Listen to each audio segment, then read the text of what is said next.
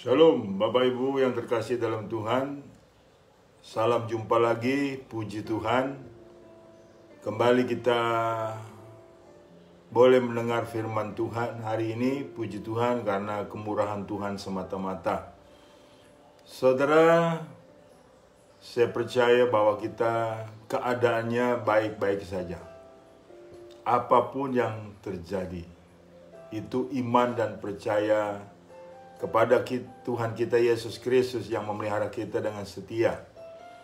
Bapak Ibu yang terkasih di dalam Tuhan, hari ini khotbah kita mempunyai tema makna sebab mereka tidak tahu apa yang mereka perbuat. Makna sebab mereka tidak tahu apa yang mereka perbuat. Ini hal menarik sekali Bapak Ibu untuk kita perdalam, untuk kita renungkan atau untuk kita memaknainya supaya kita mengerti akan nilai ucapan Yesus ini di atas kayu salib. Sebelumnya saya ingin berdoa dulu untuk kita sekalian. Terpujilah namamu Bapa Surgawi yang kami sembah dalam nama Tuhan Yesus. Kembali kami mengucap syukur hari ini Tuhan berkenan kami mendengar firman-Mu. Untuk boleh kami menjadi pelaku firman-Mu, untuk boleh kami dibentuk dengan kehendak-Mu, dan setia untuk selalu mempermuliakan nama-Mu. Terima kasih Bapa, terpujilah nama Tuhan, sertai pemberitaan firman-Mu ini Tuhan, dengan hikmat urapan-Mu mengalir bagi setiap kami. Dalam nama Tuhan Yesus kami sudah berdoa mengucap syukur, haleluya, amin. Shalom Bapak Ibu, sekali lagi puji Tuhan. Hari ini kita punya tema adalah makna sebab mereka tidak tahu apa yang mereka perbuat. Ini ucapan Yesus di kayu salib. Ucapan yang pertama dari 7 ucapan. Setelah itu selesainya telah selesai. Saya bacakan dulu firman Tuhan ini Bapak Ibu di Lukas 23 ayat 33 sampai 34.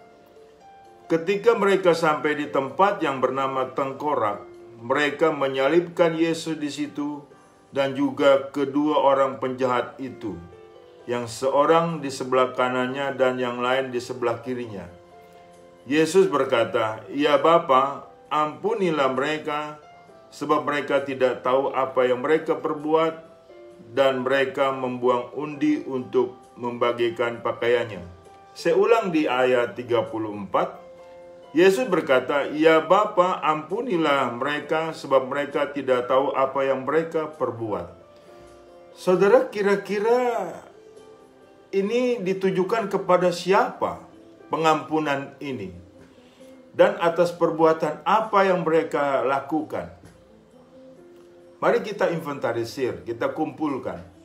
Apakah ditujukan kepada orang yang di kiri kanan Yesus disalib?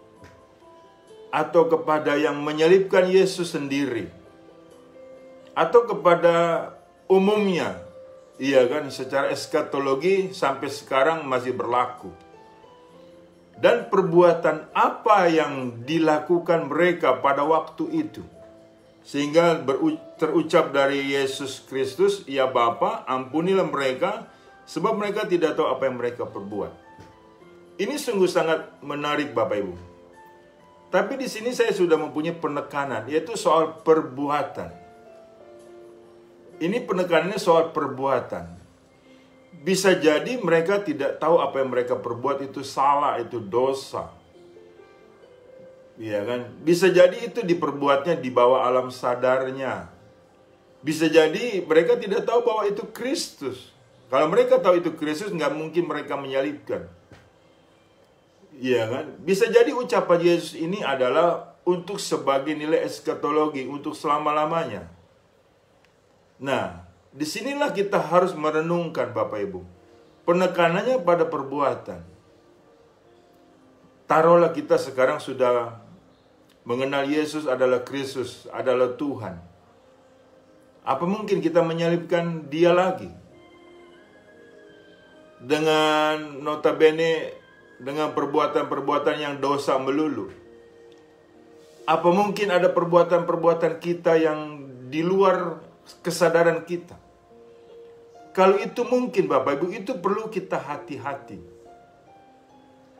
Nah, seringkali yang terjadi Bapak Ibu, perbuatan itu disengaja tetapi dinyatakan sebagai perbuatan di bawah alam sadarnya, hilaf.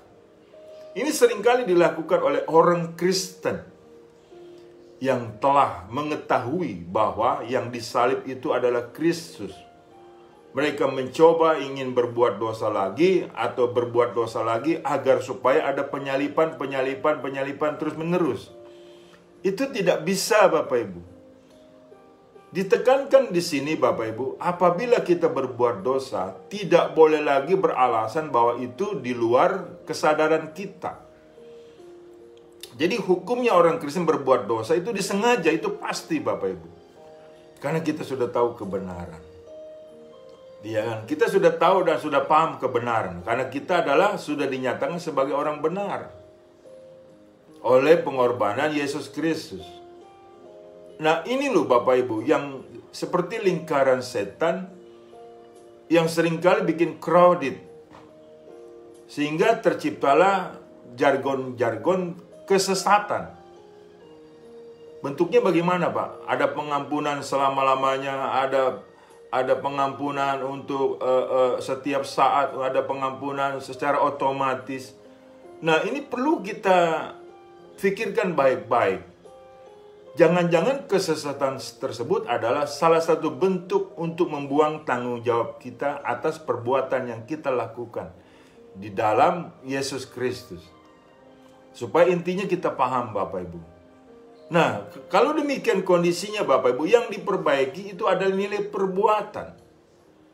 Supaya jangan ada lagi perbuatan yang tanpa kita sadari, ada hal-hal yang harus kita kerjakan dalam kerangka pertanggungjawaban jawab yang telah mendapatkan pengampunan dosa. Yang pertama saya mencatat di sini, penyadaran akan perbuatan kita. Penyadaran akan perbuatan kita atau kesadaran akan perbuatan kita itu penting Bapak Ibu.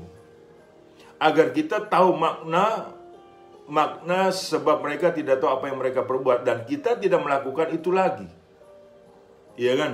Ayatnya di 1 Korintus 15 ayat 33 sampai 34. Janganlah kamu sesat, pergaulan yang buruk merusakkan kebiasaan yang baik. Sadarlah kembali sebaik-baiknya dan jangan berbuat dosa lagi. Ada di antara kamu yang tidak mengenal Allah, hal ini kukatakan supaya kamu merasa malu. Saudaraku yang terkasih dalam Tuhan, penyadaran, kesadaran untuk tidak berbuat dosa lagi, kita harus benar-benar lakukan sebaik-baiknya. Dan di sini ada nilai kunci indikator rasa malu. Jadi rasa malu itulah yang membuat kita menyadari tatkala kita berbuat dosa kita nggak bisa lagi Bapak Ibu. Jadi karena malu gitu loh. Nah masalahnya kalau kita tidak tahu malu. Kalau kita tidak tahu malu berakibat fatal Bapak Ibu. Apa fatalnya? Menurunkan derajat kita lebih rendah lagi dan bisa disamakan seperti hewan. Karena hewan itu binatang yang tidak tahu malu. Mengerikan bukan? Jadi di sini Bapak Ibu, penyadaran akan perbuatan kita ini perlu. Karena dalam hal nilai pergaulan, di situ kita perlu hati-hati. Sebab ada pengaruh-pengaruh dari hal-hal yang buruk bisa masuk dalam hidup kita yang melalui alam bawah sadar kita. Nah ini kita kunci. Kalau kita ingin melakukan dengan ketidaksadaran, kita kunci dengan rasa malu. Sehingga kita sadar, tidak boleh nih. Ini dosa nih. Ini adalah jahat di mata Tuhan nih. Dengan rasa malu, oleh karena kita telah mendapatkan pengampunan dosa, oleh karena kita telah mendapatkan anugerah Tuhan, oleh karena kita tidak berbuat apa-apa, telah diselamatkan, ya malulah kalau kita bikin dosa. Iya kan? Itu namanya kita menghargai nilai-nilai karya salib Kristus. Jadi penyadaran akan perbuatan kita ini penting Bapak Ibu. Jadi sadar terus. Jadi kita tidak izinkan perbuatan-perbuatan yang kita tidak sadari. Masakan Bapak Ibu ataupun Bapak-bapak terutama menyatakan begini, ya saya tidak sadar Pak melakukan perzinahan. Apa artinya ini tidak sadar melakukan perzinahan? Ya saya tidak sadar Pak pukul orang, saya tidak sadar Pak maki orang. Bagaimana Bapak Ibu? Orang Kristen tidak boleh kehilangan penguasaan diri, karena penguasaan diri itu adalah buah roh. Jadi hati-hati dengan alam bawah sadar kita. Iya kan? Jadi adanya dengan rasa malu terfilter. Sehingga pada akhirnya kita selalu hidup di dalam kesadaran yang penuh dan utuh. Itu untuk penyadaran akan perbuatan kita, supaya kita paham. Jadi perbuatan kita ini tidak boleh lagi melakukan hal dosa. Jadi kalau kita melakukan hal dosa, dinyatakan itu kita sadar. Itu sengaja. Jadi jangan lagi kita berdoa begini, Tuhan, ampuni dosa kesalahan saya, baik yang disengaja maupun yang tidak disengaja. Wah, bagus banget kalimat itu. Lucu Bapak Ibu. Saya sering mendengar hal itu Bapak Ibu. Ya kan Pak Pendeta, manusia tidak luput dari kesalahan, tidak luput dari dosa. Ya silakan Anda kalau mau kompromi dengan statement itu. Iblis tahu itu kelemahanmu. Sehingga dengan demikian engkau sudah menyatakan bahwa sebagai orang yang berkompromi. Seharusnya tidak demikian Bapak Ibu. Penyadaran akan perbuatan kita dan sadarlah kembali sebaik-baiknya, jangan berbuat dosa lagi. Jadi kesadaran ini penting akan nilai perbuatan. Sadarlah dan berjaga-jagalah. Iblis itu seperti singa yang mengaum. Ini sudah diungkapkan firman Tuhan. Gunanya apa? Gunanya mengontrol perbuatan kita. Apalagi ada controlling yang disebut rasa malu. Itu warning. Amin. Itu yang pertama, penyadaran akan perbuatan kita. Yang kedua, perenungan akan perbuatan kita. Perenungan akan perbuatan kita di Matius 5 ayat 13-16. Kamu adalah garam dunia. Jika garam itu menjadi tawar, dengan apakah ia diasinkan? Tidak ada lagi gunanya selain dibuang dan diinjak orang. Kamu adalah terang dunia. Kota yang terletak di atas gunung tidak mungkin tersembunyi. Lagi pula orang tidak menyalakan pelita lalu meletakkannya di bawah gantang, melainkan di atas kaki dian sehingga menerangi semua orang di dalam rumah itu. Demikianlah hendaknya terangmu bercahaya di depan orang supaya mereka melihat perbuatanmu yang baik dan memuliakan Bapakmu yang di sorga. Bapak Ibu, firman Tuhan jelas mengatakan soal nilai perenungan akan perbuatan kita. Kita ini siapa dan apa yang akan kita perbuat itu sudah jelas. Kita ini adalah garam dunia, kita ini adalah terang dunia, jelas kita ini adalah pelita, kita ini adalah untuk menjadi berkat bagi orang. Ini jelas sekali Bapak Ibu. Jadi perenungan akan perbuatan kita itu sudah harus nyata. Jadi tidak boleh lepas kontrol Bapak Ibu. Iya kan, perenungan akan perbuatan kita sudah jelas. Kita ini siapa sudah jelas. Apa yang akan kita lakukan sudah jelas. Apa yang akan kita perbuat sudah jelas. Tujuannya apa? Sudah jelas. Akhirnya bagaimana? Sudah jelas. Untuk mempermuliakan Bapakmu yang di sorga. Puji Tuhan. Jadi tidak boleh ada lagi di luar kontrol kita. Iya kan? Tidak boleh ada lagi nilai hilaf. Karena perbuatan kita selalu kita renungkan. Perenungan akan perbuatan kita, perenungan akan nilai apa yang kita buat ini perlu Bapak Ibu. Walaupun kecepatannya detik. Jangan sampai kita berbuat jebret, kemudian kita menyesal. Nah ini kan akhirnya saudaraku merugikan diri kita dan merugikan orang lain. Banyak saudaraku, bahkan ribuan jemaat kondisinya menyesal. Dalam hati saya berpikir, Apa kamu tidak mikir dulu dalam berbuat hal seperti itu? Penyesalan sebetulnya Bapak Ibu ada gunanya dan ada tidak gunanya, Saudara. Tidak ada gunanya. Iya kan, sampai kapan kita hidup terus mau menyesali, padahal waktu yang terbuang tidak bisa balik lagi.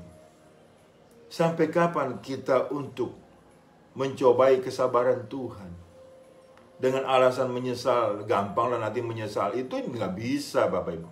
Renungkanlah itu akan perbuatan-perbuatan kita setiap saat, agar titik sadar kita tetap terjaga, sehingga tidak dibawa kontrol alam bawah sadar.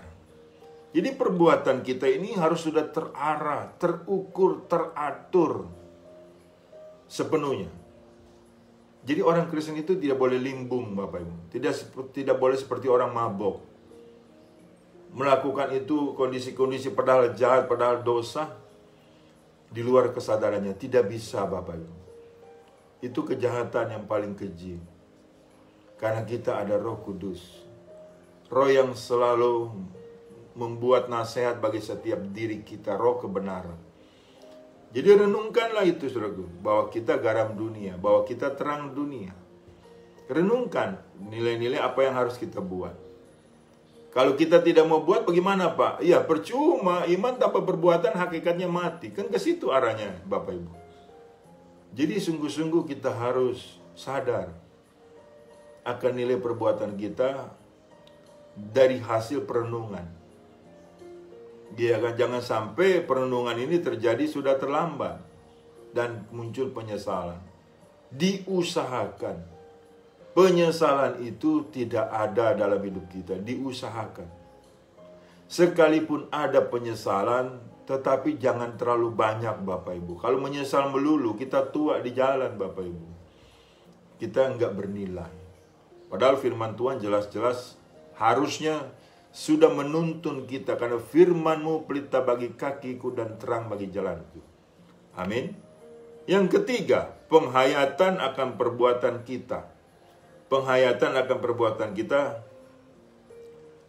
Yosua pasal 1 ayat 8 dan 9. Janganlah engkau lupa memperkatakan kitab Taurat ini, tetapi renungkanlah itu siang dan malam, supaya engkau bertindak hati-hati sesuai dengan segala yang tertulis di dalamnya. Sebab dengan demikian, perjalananmu akan berhasil dan engkau akan beruntung. Bukankah telah kuperintahkan kepadamu, kuatkan dan teguhkanlah hatimu. Janganlah kecut dan tawar hati, sebab Tuhan Allahmu menyertai engkau kemanapun engkau pergi. Puji Tuhan. Taurat Tuhan, firman Tuhan itu harus direnungkan, dihayati. Sehingga kondisinya salah satu bentuk outputnya adalah perbuatan yang menyukakan hati Tuhan. Jadi pikiran kita ini Bapak Ibu dalam kerangka untuk berbuat sesuatu jangan melamun, jangan berhayal. Tapi menghayati firman Tuhan. Pikirkanlah semua yang manis, semua yang suci, semua yang kudus, semua yang adil, semua yang patut dipuji. Maka damai sejahtera Allah yang melampaui segala akal akan memelihara kamu. Kalau pikiran kita jahat, pikiran kita najis, aslinya perbuatan kita juga demikian kondisinya, saudaraku. Jadi pertama di sini, saudara, di pikiran ini. Dan iblis juga serang pikiran kita. Makanya penghayatan akan perbuatan kita itu berdasarkan firman Tuhan yang selalu kita renungkan siang dan malam. Sehingga kita tahu apa yang Tuhan inginkan. Di 1 Korintus 2 ayat 16 dikatakan, kami memiliki pikiran Kristus. Sehingga pikiran kita tidak kita biarkan dikontrol oleh alam bawah sadar. Iya toh? Jadi kita paham. Supaya kita tidak kecut, tidak tawar hati. Jikalau kuat pikiran kita menghayati firman Tuhan Bapak Ibu, itu menjadi rema. Rema adalah kekuatan bertanda Tuhan, kita percaya Immanuel. Tuhan menyertai umatnya. Ini banyak orang Kristen, saudaraku, tawar hati. Dengan ucapan-ucapan yang tidak bermutu, yang tanpa disadarinya. mengatakan Tuhan tidak pedulilah, mengatakan Tuhan jahatlah, mengatakan Tuhan tidak setialah. Ini ucapan apa tanpa kontrol? Ini ucapan-ucapan yang ngelantur Bapak Ibu, yang berakibat fatal akan keimananmu, akan kesetiaanmu, dan akan hasil akhirmu. Tidak boleh begitu, saudara. Kita ini harus menghayati akan perbuatan kita. Jadi tidak boleh perbuatan itu asal-asalan. Kita akan berbuat apa, perlu dihayati, akan menghasilkan apa, dan tujuannya apa. Oleh karena kita dikontrol bawah sadar kita oleh firman, alam sadar kita oleh firman, di situ nilai pasti. Perbuatan kita adalah menyukakan hati Tuhan. Jadi saya beranggapan adalah perkataan Yesus mengatakan sebab mereka tidak tahu apa yang mereka perbuat. Itu adalah taruhlah untuk kita. Tetapi kita tidak boleh lagi berbuat sesuatu tanpa kita tidak tahu apa hasilnya, apa akibatnya. Sebab ada tabur tuai Bapak Ibu. Ada sebab akibat. Kalau kita mendapatkan sebab akibat, tabur tuai, lah iya kalau tabur tuainya makmur, diberkati. Kalau tabur tuainya akibat kesalahan kita, bagaimana mau? Masa kita tidak mau terima? Kalau kita mau terima, seberapa kuat? Jadi jangan cari penyakit, istilahnya. Kita perlu memahami setiap tindakan kita. Penghayatan akan perbuatan kita ini perlu. Setelah kita menghayati firman Tuhan, ada nilai-nilai yang baik, yang membersihkan hati kita. Sudah barang tentu juga mengoreksi perbuatan kita. Di situ mekanismenya. Di situ dinamikanya Bapak Ibu. Sehingga kita dibawa kontrol Roh Kudus. Roh kebenaran itu yang selalu berbicara melalui hati nurani kita. Ada amin Bapak Ibu? Ya, kita mesti dikontrol oleh firman Tuhan. Sebab di sekitar kita banyak penyesat-penyesat ini Bapak Ibu. Yang siap menerkam. Yang siap mempengaruhi kita. Jikalau kita tidak ada prinsip kebenaran, kita akan dihajar prinsip kesesatan. Apalagi sekarang zaman semakin jahat. Pengaruh semakin kuat melalui medsos, melalui apapun yang kita bisa dengan mudah dengan memakai tangan, klik, ya kan? Apapun yang kita bisa mau dapat bisa kita cari. Nah, bahaya nggak? Bahaya. Pada akhirnya kita larut di dalam kedukaan yang tiada taranya. Hati-hati. Yang keempat, pertanggungan jawab akan perbuatan kita. Matius 13 ayat 33 sampai 37. Hati-hatilah dan berjaga-jagalah sebab kamu tidak tahu bila manakah waktunya tiba. Dan halnya sama seperti seorang bepergian yang meninggalkan rumahnya dan menyerahkan tanggung jawab kepada hamba-hambanya, masing-masing dengan tugasnya dan memerintahkan penunggu pintu supaya berjaga-jaga. Karena itu berjaga-jagalah sebab kamu tidak tahu bila manakah tuan rumah itu pulang, menjelang malam atau tengah malam atau larut malam atau pagi-pagi buta. Supaya kalau ia tiba datang jangan kamu didapatnya sedang tidur. Apa yang kukatakan kepadamu, kukatakan kepada semua orang, berjaga-jagalah. Ini bentuk pertanggungan jawab akan perbuatan kita. Berjaga-jaga. Karena kita punya tanggung jawab menunggu Tuhan kita datang. Yaitu Yesus Kristus datang kedua kalinya. Jadi kita bukan pengangguran Bapak Ibu. Yang hidup tanpa arah, yang hidup tanpa tanggung jawab. Dan bahkan sekalipun demikian menghadapi kuasa gelap, kita perlu berjaga-jaga. Dengan kita berjaga-jaga muncul kewaspadaan dan perbuatan kita otomatis di bawah kontrol kehendak Tuhan. Jadi tidak bisa menghasilkan nilai dosa. Jadi tidak bisa mengeluarkan statement permakluman dalam hal untuk perbuatan dosa. Jadi munculnya adalah nilai ketegasan. Kita tahu mana yang dari Tuhan, mana yang bukan. Masakan kita sudah berpuluh tahun bergereja, menjadi orang Kristen tidak tahu yang mana dari Tuhan, yang mana yang bukan. Ini banyak terjadi saudaraku di orang-orang Kristen. Patut disayangkan. Karena dirinya tidak ada tanggung jawab yang Tuhan sudah serahkan bagi setiap kita. Bahkan tanggung jawab yang lebih luas adalah amanat agung. Itu sudah dilupakan. Mereka sedang sibuk sedang asik dengan dirinya sendiri mencari berkat melulu.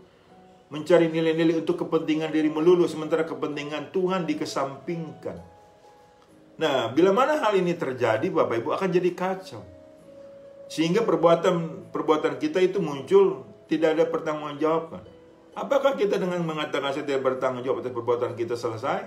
Tidak bisa, hukum Tuhan berjalan, Bapak Ibu. Tuhan itu setia dan adil. Dia tidak pandang bulu. Ini penting untuk kita sadari. Jadi pertanggungan jawab akan perbuatan kita ini harus benar-benar kita jalankan. Iya kan? Jadi kita supaya berhati-hati dan berjaga-jaga. Saya percaya dengan perbuatan-perbuatan kita bisa mengontrol dengan baik. Karena firman itulah yang mengontrol hidup kita. Kehendak Tuhan sajalah yang kita ikuti, yang kita taati. Di luar itu kita kesampingkan, Bapak Ibu. Kolose 3:23, lakukanlah semata-mata untuk Tuhan dan untuk mempermuliakan Tuhan. Sehingga tidak ada perbuatan kita yang kita tidak ketahui sebelum-sebelumnya, yang kita tidak tahu akibatnya. Semua kita sudah sadar dan sudah kita tahu, saya apabila buat ini akan menghasilkan ini. Apabila kita berbuat itu akan menghasilkan itu. Jelas Bapak Ibu di sini. Amin. Jadi di situ makna, sebab mereka tidak tahu apa yang mereka perbuat. Itu adalah bagi orang yang belum tahu bahwa itu Kristus. Bagi orang yang belum tahu akan nilai bahwa itu dosa. Kalau kita kan sudah tahu, ya jangan diperbuat lagi. Ada amin? Saya percaya firman Tuhan ini memberikan kita pencerahan, memberikan kita kekuatan, keteguhan hati kita, kemantapan dalam perbuatan kita. Amin Bapak Ibu. Saya berdoa untuk kita sekalian. Terpujilah namamu Bapa Surgawi, aku sudah menyampaikan firman-Mu. Menitik beratan atas perbuatan-perbuatan kami, yang kami harus berpikir, harus memperjelas alam sadar kami, supaya tidak dikuasai lagi oleh alam bawah sadar kami. Sehingga kami sadar akan apa yang kami buat, sadar akan akibatnya, sadar akan nilai tujuannya, dan sadar akan nilai hasil akhirnya. Sehingga akhirnya tidak muncul penyesalan, yang muncul adalah mempermuliakan Tuhan. Terima kasih Bapa. Aku percaya firman-Mu tidak pernah kembali dengan sia-sia dan memberkati bagi yang mendengar khotbah ini. Dalam nama Tuhan Yesus aku berdoa bersyukur. Haleluya. Amin. Puji Tuhan. Saudaraku yang terkasih dalam Tuhan, terimalah berkat dari Allah Bapa. Di dalam cinta kasih Tuhan kita Yesus Kristus, di dalam persekutuan dengan Roh Kudus yang selalu menyertai kita. Mulai dari saat ini sampai Maranatha. Tuhan datang kali yang kedua menyebut kita dalam kemuliaannya, dan kita pun layak menerima kemuliaan Tuhan dari kekal sampai kekal. Shalom. Tuhan Yesus memberkati. Haleluya.